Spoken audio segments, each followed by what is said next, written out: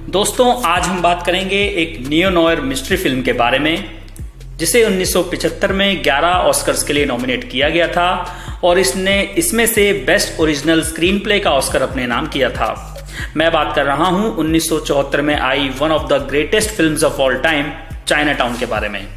इसे डायरेक्ट किया है रोमन पोलेंस्की ने। इसमें मेल लीड्स निभाए हैं जैक निकोलसन, फेई डनअवे और जॉन हस्टन ने। पहले मैं आपको इसकी कहानी बताऊंगा, फिर बात करेंगे इसके टाइटल के बारे में, उसके बाद हम बात करेंगे इसके कुछ अहम सिंबॉलिज्म्स के बारे में जिससे हम इस फिल्म को और बेहतर तरीके से समझ सकते हैं, और आखिर में इसकी पूरी एनालिसिस के साथ इसकी एंडिंग के बारे में बात करेंगे। ये सब जानने के लिए इस वीडियो को एंड तक देखिएगा। मेरी हमेशा कोशिश रहती है कि मैं आपको फॉरेन सिनेमा की उन मूवीज के बारे में जानकारी दूं जो शायद आपको कहीं और ना मिले, इसलिए ऐसी ही और दिलचस्प मूवीज के बारे में जानने के लिए इस चैनल को सब्सक्राइब करके बेल आइकन को जरूर दबा दीजिए। तो चलिए वीडियो शुरू करते हैं। हेलो दोस्तों, मेरा नाम है अमन और आप देख रहे हैं सिनेमैटिक ज्ञान। Let's get started.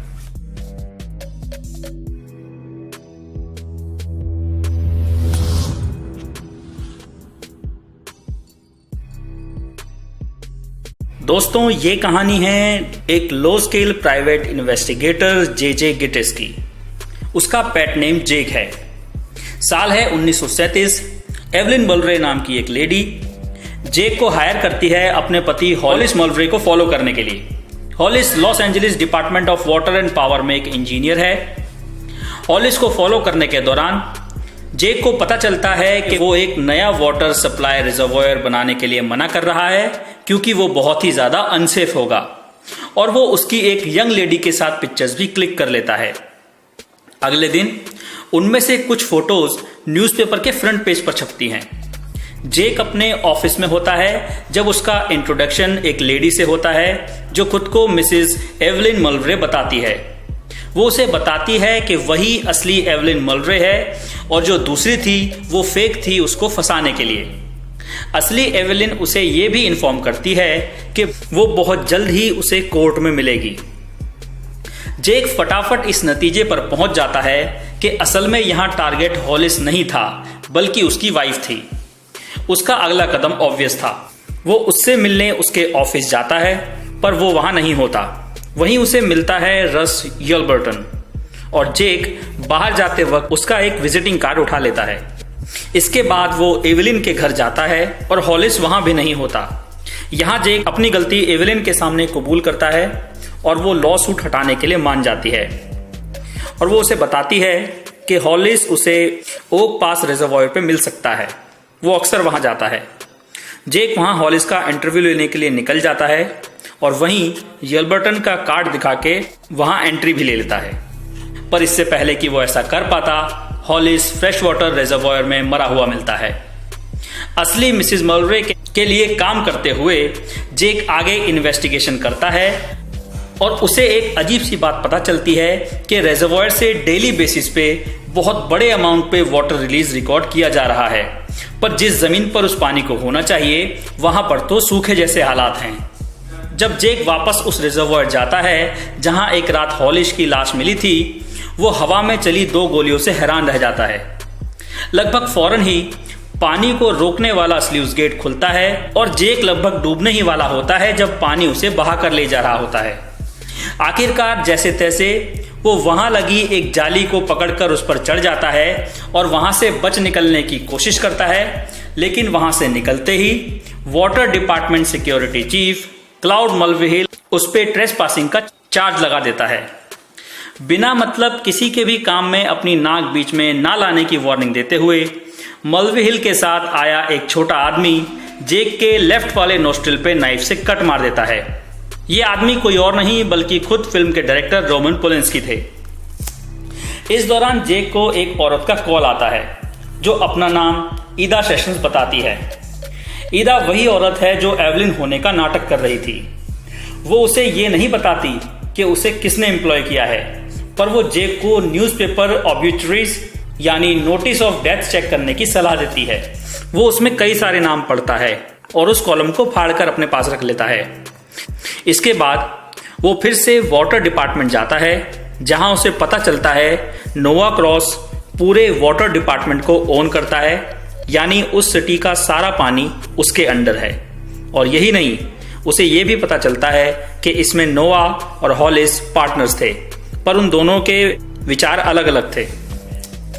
ये जानने के बाद कि हॉलिस एवलिन के रिच फादर नोआ क्रॉस का बिजनेस पार्टनर था, जेक फैसला लेता है कि उसका उस बूढ़े आदमी से मिलने का वक्त आ चुका है। वो नोआ से मिलने जाता है। वहां नोआ उसे और उसकी नाक को सलाह देता है कि वो उन लोगों की पावर जानता है जिनसे वो उलझ रहा है। वो उसे एक मिसिंग औरत, जो कि हॉलिस की मिस्ट्रेस भी थी, उसे ढूंढने के लिए उसकी स्टैंडर्ड फीस से डबल अमाउंट ऑफर करता है। जेक हॉल ऑफ रिकॉर्ड्स के लिए निकल जाता है और उसे पता चलता है कि नॉर्थ वेस्ट वैली में रियल एस्टेट की हालत काफी कॉम्प्लिकेटेड है। जब वो इससे आगे की इन्वेस्टिगेशन के लिए वहां जाता है तो लैंड ओनर्स उस पर यह सोच के हमला कर देते हैं कि वो वाटर डिपार्टमेंट के लिए काम करता है और वो भी उनकी वाटर सप्लाई काट कर उन पे जमीन बेचने के दबाव बनाने वाले षड्यंत्र का एक हिस्सा है।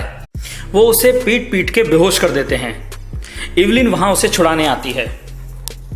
जेक उसको इन्फॉर्म करता है कि ये उस डैम की वजह से हुआ जिसके खिलाफ तुम्हारा पति था। वाटर डिपार्टमेंट एलए में एक बिल्डिंग बनाने का झूठ बनाकर पानी चुरा रहा है, जो एलए ना जाकर वहीं रहता है। वहां रिजर्वॉयर में से पानी रीडायरेक्ट किया जा रहा था ताकि फार्मर्स की जमीन पे सूखे जैसे हालात पैदा किए जा सकें, जिससे नए रिजर्वॉयर की कंस्ट्रक्शन वाली बात को भी सपोर्ट मिलेगा और साथ ही साथ वहां पानी ना पहुंचने की वजह से उस जमीन के दाम भी गिर जाएंगे और उसे सस्ते दाम पे खरीदा जा सकता है। इसी बारे में पता चलने के बाद हॉलिस को मरवा दिया गया। इसी के साथ साथ उसको यह भी पता चला कि वहां के फार्मर्स की जमीन का 7,000 एकड़ रॉबर्ट नॉक्स ने खरीदा है, एमाडिल ने 12,000 एकड़, क्लैरेंस फेयर ने 5,000 एकड़ और जेस्पर लमार क्रैब ने 25,000 एकड़ खरीदा है। और ये सभी वाटर डिपार्टमेंट ने असली प्राइस से $30 मिलियन कम में खरीदा।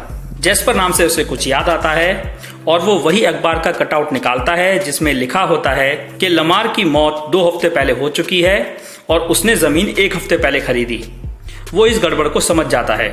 जेक और एवलिन होशियारी से वहां के मार विस्टा रेस्ट होम में घुस जाते हैं और वहां ये कंफर्म हो जाता है कि रियल एस्टेट डील्स वाले लोग रिटायरमेंट होम में ही रहते हैं। वहां वो एमाडिल से बात कर ही रहा होता है, तभी उन्हें वहां का डायरेक्टर इंटरप्ट करता है, जो मल्वेहिल को पहले ही कॉल कर चुका होता है। मल्वेहिल और उसके साथियों से बचने के बाद जेक और एवलिन छुप जाते हैं। उस रात को जेक और एवलिन फिजिकली इंटीमेट हो जाते हैं और साथ में एवलिन के घर पर ही सो जाते हैं।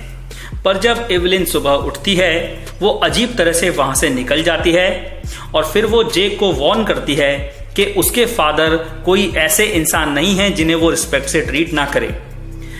जेक एवलिन का पीछा करता है और एक घर पे पहुंच जाता है जहां वो खिड़की से उसे हॉलिस की उस मिस्टीरियस मिस्ट्रेस को कंफर्ट करते हुए देखता है जिस यंग लड़की की फोटो हॉलिस के साथ अखबार में छपी थी। इसके बाद वो कार में एवलिन का इंतजार करता है और जब वो आती है तो वो उस लड़की को हॉस्टेज बना के रखने का इल्जाम लगाता है और इसी हड़बड़ाहट में वो उससे ये बात उगलवा लेता है कि वो लड़की उसके हस्बैंड की मिस्ट्रेस नहीं बल्कि उसकी बहन है। इससे वो अंदाजा लगाता है कि नोआ के एवलिन के साथ नाजायज संबंध थे। जेक एक एनोनिमस कॉल आने के बाद ईडा सेशंस के अपार्टमेंट के लिए निकल जाता है। वहां उसे ईडा मरी हुई मिलती है और लॉस एंजलिस पुलिस डिपार्टमेंट का लेफ्टिनेंट एस्कोबार उसका इंतजार कर रहा होता है। एस्कोबार जेक को इन्फॉर्म करता है कि हॉलिस के लंग्स में सॉल्ट वाटर डिटेक्ट हुआ है। दूसरे शब्दों में कहें तो उसकी मौत फ्रेश वाटर रिजर्वॉयर में नहीं हुई जहां उसकी बॉडी मिली थी। एस्कोबार जेक को वार्न करते हुए एवलिन को हैंडओवर करने के लिए कहता है क्योंकि अब वो इस केस में प्राइम सस्पेक्ट है। जब वो उसके घर पहुंचता है उसके सर्वेंट्स उसका बैग पैक कर रहे होते हैं। जेक को यह रियलाइज होता है कि उसके घर के बाहर वाले वाटर गार्डन पॉन्ड में खारा पानी है और उसमें किसी के ग्लासेस भी गिरे हुए हैं। कंफ्यूजन से भर के और उन अनआंसर्ड क्वेश्चंस की वजह से जो इस पूरे केस में फैले हुए हैं, जेक एवलिन को पकड़ता है और उससे उसकी बहन की सच्चाई जानने की डिमांड करता है। थोड़ी टाल मटोल के बाद जेक एवलिन को थप्पड़ मारता है और आखिरकार उसके मुंह से सच उगलवा ही लेता है। वो लड़की वाकई उसकी बहन है और उसकी बेटी भी है। उसका नाम कैथरीन है और वो उसके अपने फादर द्वारा टीनेज में किए गए रेप का नतीजा है। जहां तक बात है पॉन्ड में पड़े ग्लासेस की, तो वो उसके हस्बैंड के नहीं हैं क्योंकि वो बायफोकल्स नहीं पहनता था। एवलिन और कैथरीन को यूएस से बाहर निकाल के मैक्सिको की सेफ्टी में भेजने के सीक्रेट अरेंजमेंट्स के बाद जेक एवलिन को उसके बटलर के चाइनाटाउन वाले घर में मिलने को कहता है। फिर वो नोवा को एवलिन के घर में इनवाइट करता है खुद को उस केस से हटाने की डील अरेंज करने के लिए। वहां नोवा नॉर्थ वेस्ट वैली को लॉस एंजलिस शहर में मिलाने, फिर इरिगेट और डेवलप करने के अपने इरादे को कबूल कर लेता है। फिर जेक उस पे हॉलिस के मर्डर का इल्जाम लगाता है, पर नोवा के साथ मलबेहल होता है और वो गन पॉइंट पे जेक से बायफोकल्स छीन लेता है और वो फोर्सफुली उसे वहां ड्राइव करने के लिए कहते हैं जहां एवलिन और कैथरीन उसका वेट कर रही हैं। चाइनाटाउन पहुंचने पर पुलिस बटलर के घर इंतजार कर रही होती है और फौरन जेक को हिरासत में ले लेती है। नोवा कैथरीन की तरफ बढ़ता है पर एवलिन उसके आर्म पर शूट कर देती है और कैथरीन के साथ भागने की कोशिश करती है। पुलिस गोली चलाना शुरू कर देती है और एक गोली एवलिन को भी लग जाती है और उसकी मौत हो जाती है। नोवा कैथरीन को कार से उतारता है और उसके साथ निकल जाता है। उधर लेफ्टिनेंट एस्कोबार ऑफिसर्स को जेक को छोड़ने का ऑर्डर देता है। जेक पूरी तरह से टूट जाता है और सिर्फ एवलिन की मौत की वजह से नहीं बल्कि इस बात के एहसास से भी कि नोवा जैसा शैतान इतना सब कुछ करने के बाद भी आराम से बच के निकल गया। वो ये नहीं समझ पा रहा होता कि ये हो कैसे सकता है। तभी उसका एक असिस्टेंट उसे फिल्म की सबसे बेस्ट एडवाइस देता है, फॉरगेट इट जेक, इट्स चाइनाटाउन। और इसी के साथ फिल्म खत्म हो जाती है। तो दोस्तों, सबसे पहले हम बात करेंगे इसके टाइटल के बारे में। जब आप इस मूवी को पहली बार देखेंगे तो आप सोच सकते हैं कि अगर इस फिल्म का इतना थोड़ा सा वक्त चाइनाटाउन में सेट है तो इस फिल्म का नाम चाइनाटाउन क्यों है। ये बहुत ही अच्छा सवाल है। इसका जवाब हमें मिलता है एक डायलॉग में, जिसमें हमें यह फैक्ट पता चलता है कि जेक चाइनाटाउन में पहले काम किया करता था और हम सिर्फ फिल्म के आखिर में ही असली चाइनाटाउन पहुंचते हैं। जेक एवलिन को बताता है कि जब वो चाइनाटाउन में काम किया करता था, he tried to do as little as possible. ऐसा इसलिए है क्योंकि वहां उसे ऐसा एक्सपीरियंस हुआ जिसने उसे अंदर तक झंझोर के रख दिया। वो कहता है, I thought I was keeping someone from being hurt and actually I ended up making sure she was hurt. उसके सामने ऐसा कल्चर था जिसमें ना तो वो कुछ ढूंढ सकता था और ना ही उसे समझ सकता था। तो जेक ने फैसला लिया कि यहां कुछ ना करना ही एक सेफ रास्ता है। उसके लिए चाइनाटाउन ऐसी जगह थी जो घबराहट और कंफ्यूजन से भरी हुई थी। ये सिर्फ एक जियोग्राफिकल लोकेशन नहीं थी, ये एक ऐसा स्टेट ऑफ अफेयर्स भी है जिसमें क्या चल रहा है ये समझ पाना नामुमकिन है। इसे हम एक और बात से समझ सकते हैं जब नोवा उसे कहता है, you may think you know what you are dealing with but believe me you don't. इस पर जेक कहता है, that's what district attorney used to tell me in the Chinatown. ये एक मनुष्य चेतावनी है जिसे जेक पहचानने में नाकाम रहा।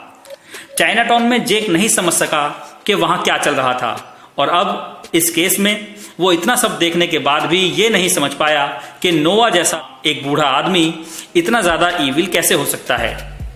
जो भ्रष्टाचार नोवा ने अपनी फैमिली में क्रिएट किया था वो एंड से पहले जेक को समझ ही नहीं आया, पर तब तक बहुत देर हो चुकी थी।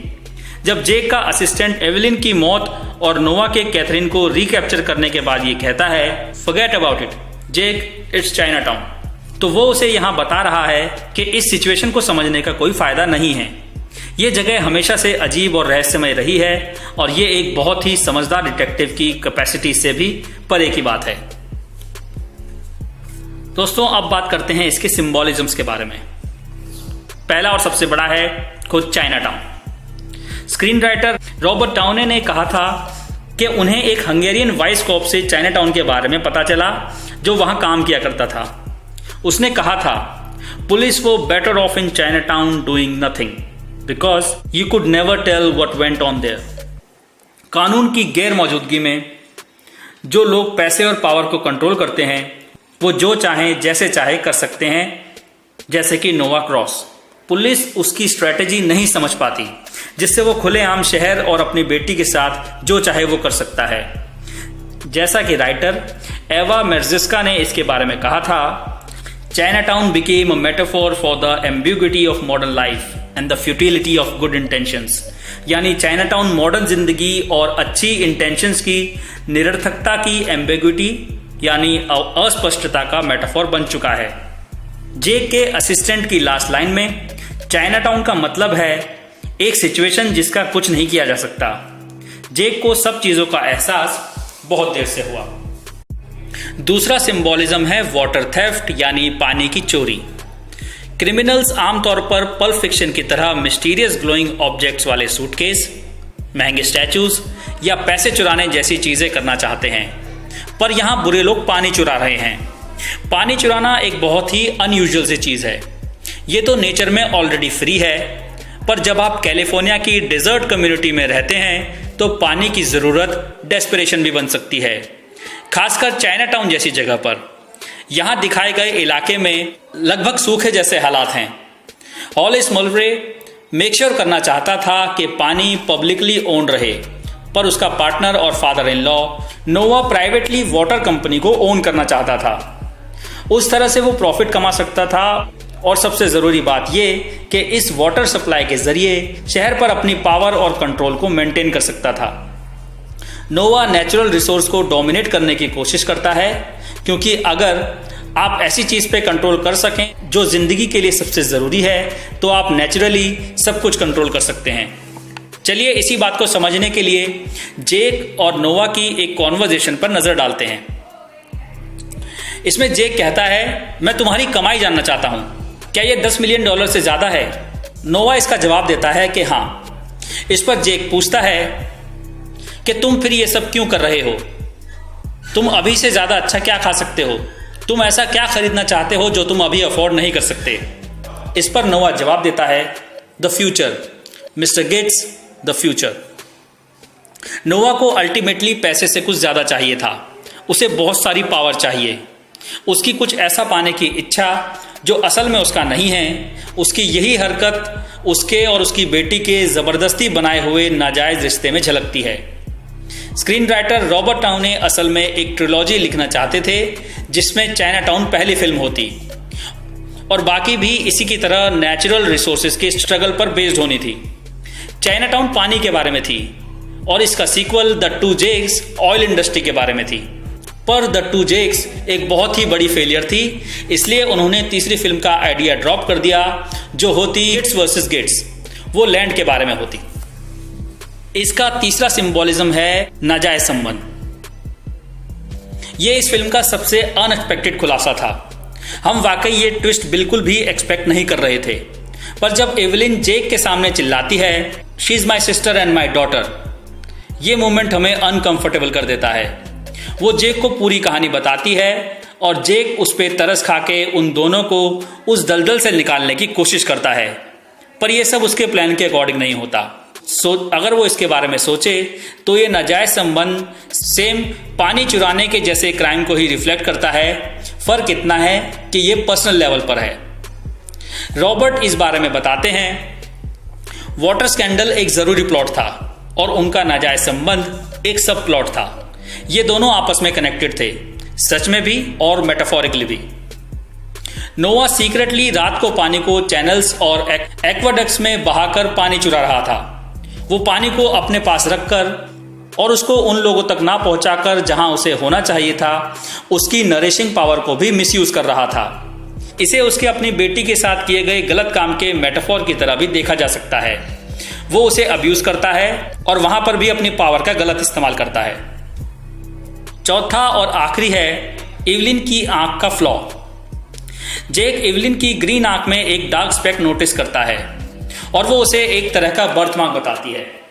दरअसल ये स्पेक पूरे सिस्टम के फ्लॉ को सिंबलाइज करता है और ये सिटी गवर्नमेंट और बिजनेस के बीच के रिलेशनशिप का रिप्रेजेंटेटिव है जो उन्हें एनवायरनमेंट का रेप करने के लिए अलाउ करता है। चलिए दोस्तों, अब बात करते हैं इसकी एंडिंग के बारे में। एंडिंग में हमें एक के बाद एक कई टर्न्स देखने को मिलते हैं। हम पहले ही एवलिन और उसके फादर के नाजायज रिश्ते की बात से उबर नहीं पा रहे होते। तो जब नोआ और जेक चाइना टाउन जाते हैं, हम एक हैप्पी एंडिंग की उम्मीद करने लगते हैं। हमें लगता है शायद पुलिस नोआ को अरेस्ट कर लेगी या एवलिन अपनी बेटी और बहन को किसी सेफ जगह लेकर जाएगी। और असल में रॉबर्ट डाउनी ने इसके लिए एक हैप्पी एंडिंग ही लिखी थी, जिसमें एवलिन नोआ को गोली मार देती है और उसकी मौत हो जाती है। पर डायरेक्टर रोमन यहां रियलिटी का डार्क व्यू सबके सामने रखना चाहते थे और उन्होंने इस बारे में रॉबर्ट से बात की और हमें ऐसी हॉरिफिक एंडिंग से हैरान कर दिया। नोआ जेक को चाइना टाउन लाता है और इससे पहले कि एवलिन उनकी बेटी को कहीं दूर ले जाए, वो उसे रोकने की कोशिश करता है। वहां पुलिस वाले होते तो हैं, जिससे ऐसा लगता है कि सब ठीक होगा, लेकिन जब जेक उन्हें यह बताने की कोशिश करता है कि नोआ एक क्रिमिनल है, तो वो उसकी बातें सुनते ही नहीं हैं।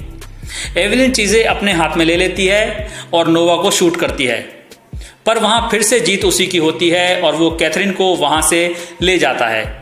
और हम ये समझ सकते हैं कि वही घिनौना इतिहास फिर से खुद को दोहराएगा और वो कैथरीन के साथ भी वही करेगा जो उसने एवलिन के साथ किया। जेक इस सबसे हैरान होके ये बड़बड़ाता हुआ वहां से निकलता है, एज लिटिल एज पॉसिबल। उसका असिस्टेंट उसे बताता है, forget it Jake, it's China town. ये एक परेशान कर देने वाली एंडिंग है। जेक को एहसास हो जाता है कि वो इस रियलिटी को कभी नहीं समझ सका कि वो किससे उलझ रहा है।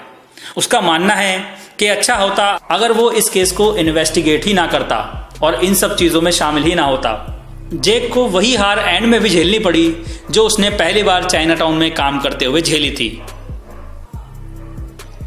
आखिर में मैं यही कहना चाहूंगा, हमारा हाल भी यहां जेक से कम बुरा नहीं होता। हम भी यहां उसके जितने ही हॉन्टेड नजर आते हैं, क्योंकि ये कहानी हमें शुरू से ही इस तरीके से बांध कर रखती है। और अगर आपने ये फिल्म नहीं देखी है तो आपको ये फिल्म जरूर देखनी चाहिए। तो दोस्तों, ये था चाइना टाउन का एक्सप्लेनेशन। आई होप आपको भी मूवी ज़्यादा बेहतर तरीके से समझ आ गई होगी और मैं उम्मीद करता हूँ कि आपको ये वीडियो अच्छी लगी होगी। अगर अच्छी लगी है तो इसको लाइक कीजिए। अगर आपके कुछ सवाल या ओपिनियंस है तो उन्हें कमेंट सेक्शन में शेयर कीजिए। इस वीडियो को शेयर कीजिए। मैं मिलता हूँ आपसे अगली वीडियो में। Thanks for watching. Bye bye.